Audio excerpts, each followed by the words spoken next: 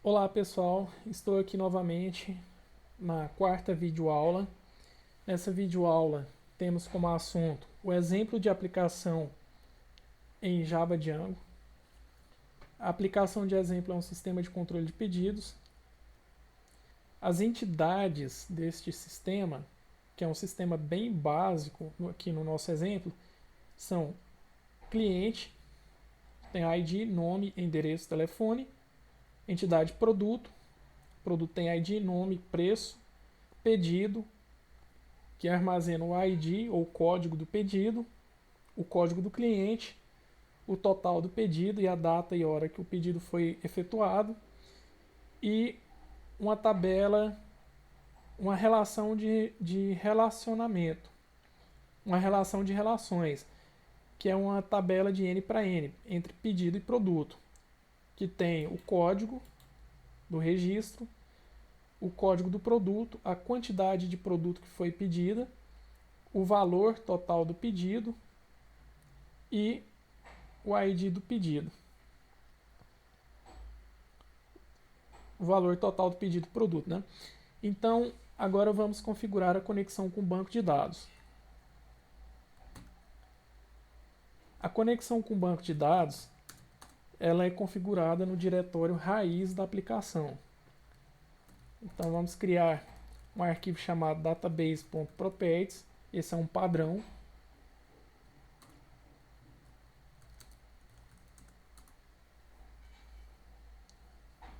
E dentro desse arquivo, utilizamos a chave database e o nome da propriedade. Então, database engine, MySQL, que é o sistema gerenciador de banco de dados que estamos utilizando. Database, host. Então, é localhost, é um banco de dados local. Database, port 3306, que é a porta padrão do MySQL. Database name, que é o Django, que é o banco de dados que a gente criou anteriormente. Database user, Django, que é o usuário. Database password, que é a senha, Django também.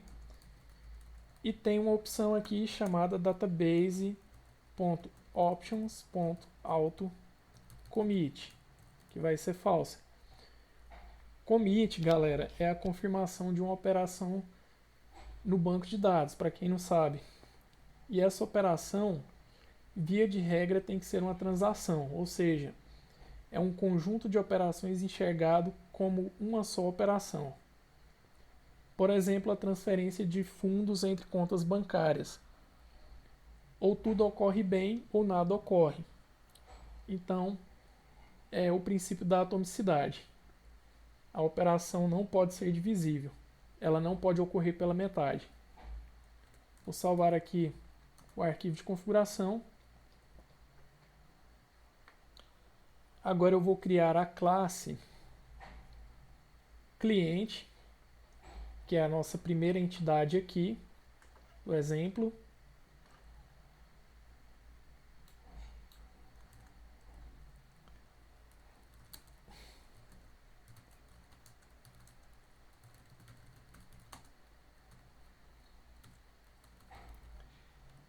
Então aqui é public class cliente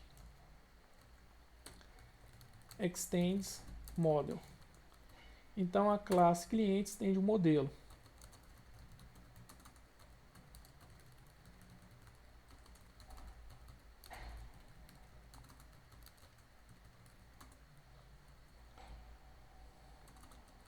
Como o modelo é uma classe estranha à nossa aplicação, a gente tem que importá-la.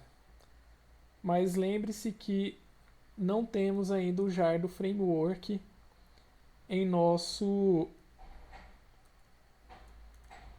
projeto. Então o que vai ser feito?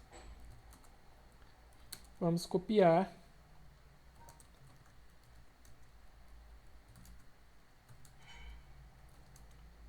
o .jar para libs. Tá lá. Além disso, a gente tem que copiar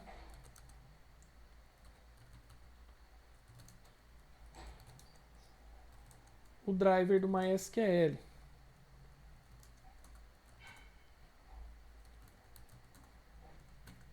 Está copiado.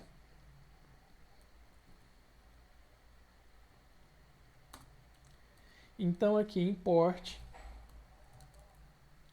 Django db.models.model.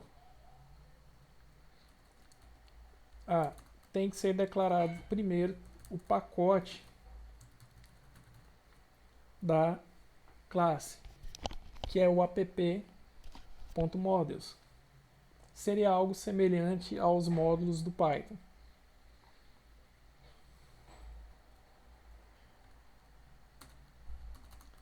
Como atributos, a gente tem o quê?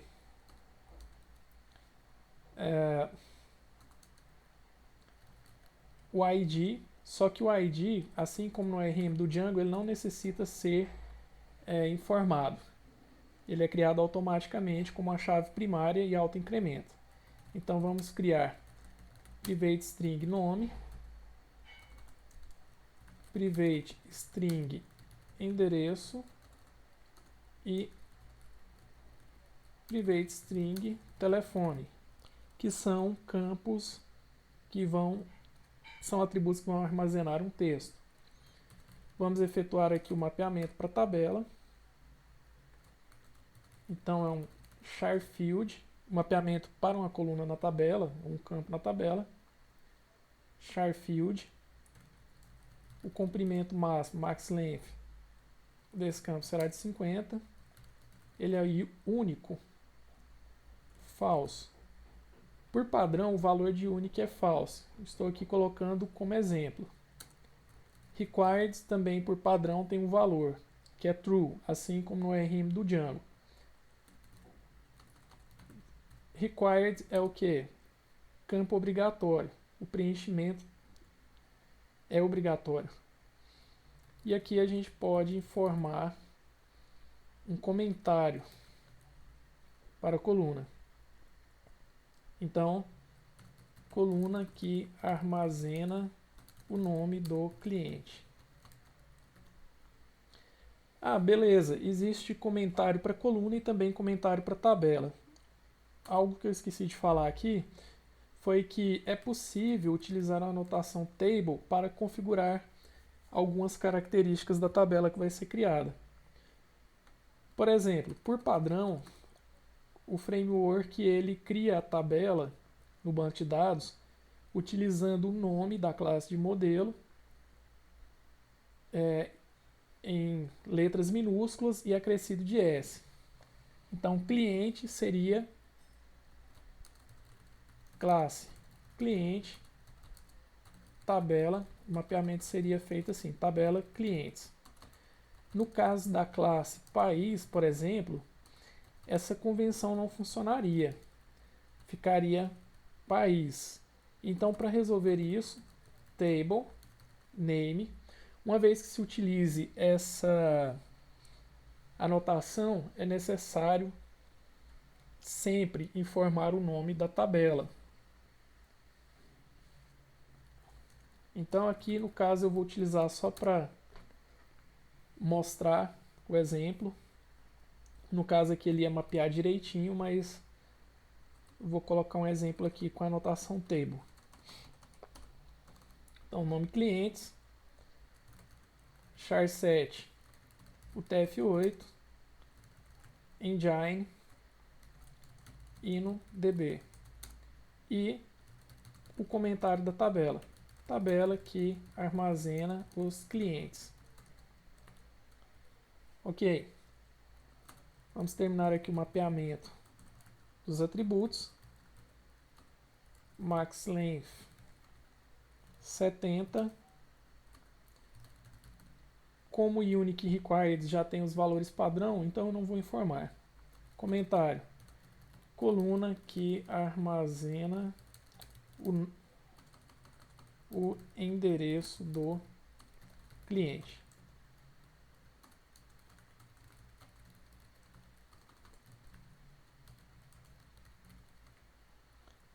Uh, 10.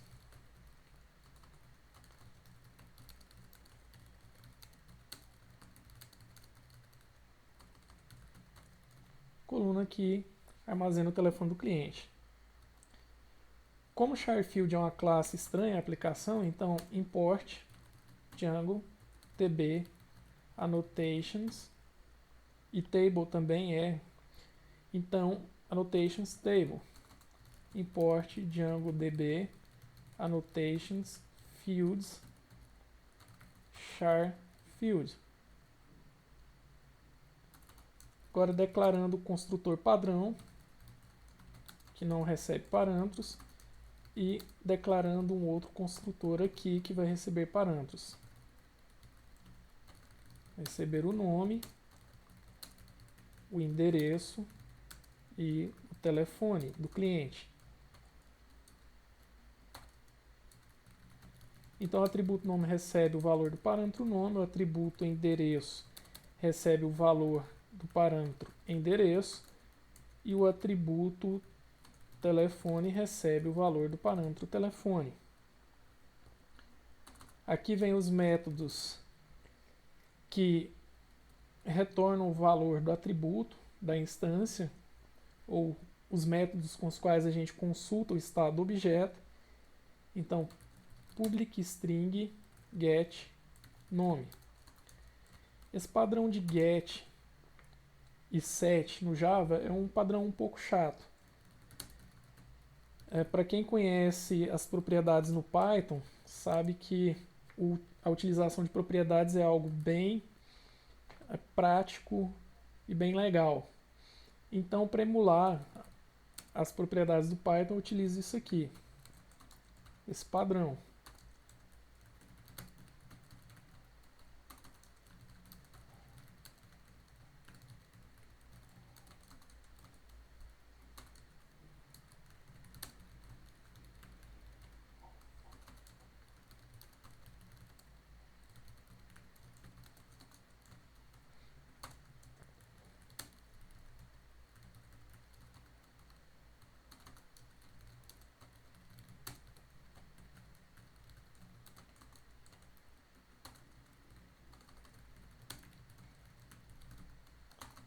E, por fim, a gente vai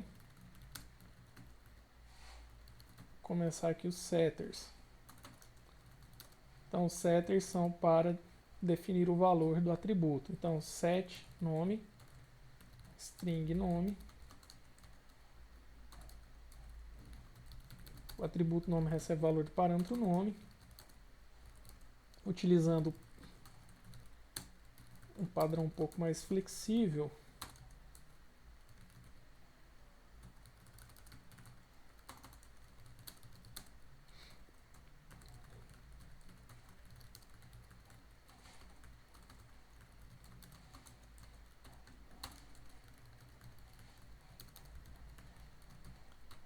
e public void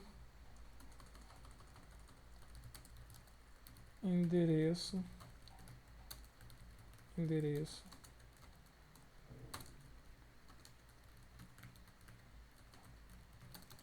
recebe o valor do parâmetro endereço e o telefone. Quanto código!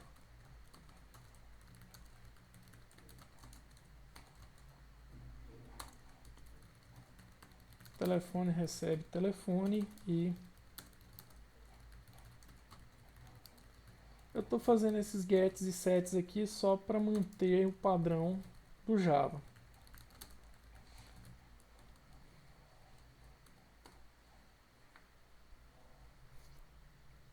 Agora, pessoal, tem a utilização de um atributo especial. Esse atributo é o atributo Serial Version ID. Ele foi criado pelo Eclipse. Então, eu estou colando ele aqui para agilizar. mas ele é um número de versionamento quando a instância da sua classe ela é serializada. Gravando. Agora vamos compilar a aplicação javac, que é o compilador de linha de comando Java. "-d", indicando destino onde os bytecodes do Java serão para onde os bytecodes do Java serão enviados. "-cp, ponto, diretório atual. "src", que é do código-fonte, libs asterisco, para usar todos os jars, asterisco.java. Na verdade aqui é app-models cliente.java. Tem um erro. Beleza.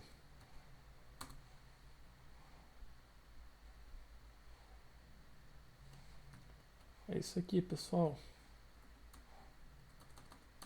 Ficou um lixinho ali. Compilou. E agora eu vou executar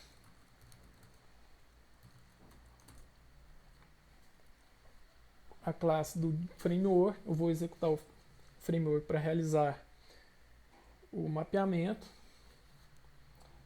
Então estou dizendo aqui no class.pf para ele utilizar os jars. Django, esse nome aqui, Django, essa classe seria o equivalente ao manage.py do Django. syncdb para gerar a estrutura do banco.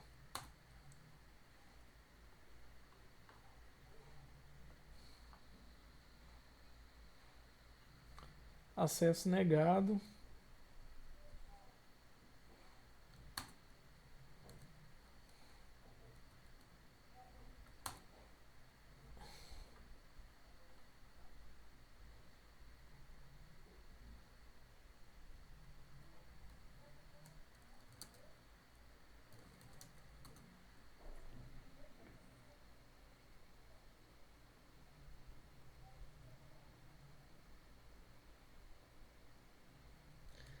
Pessoal, a senha aqui ficou errada. Criou a tabela.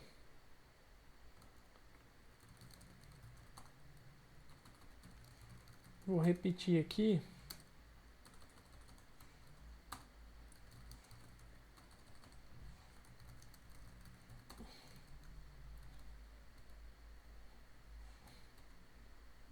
Vou compilar de novo para ter certeza e vou executar.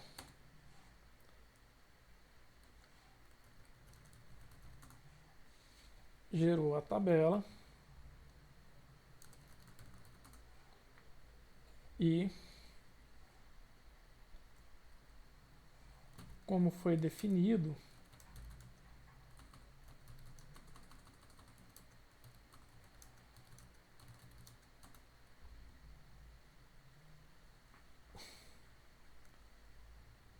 o campo, a coluna nome tem 50, um varchar de 50 igual ao maxLength do atributo nome da classe cliente. Pessoal, até a próxima videoaula em que iremos falar sobre o Model Manager para efetuar consultas no banco de dados. Um abraço e até mais.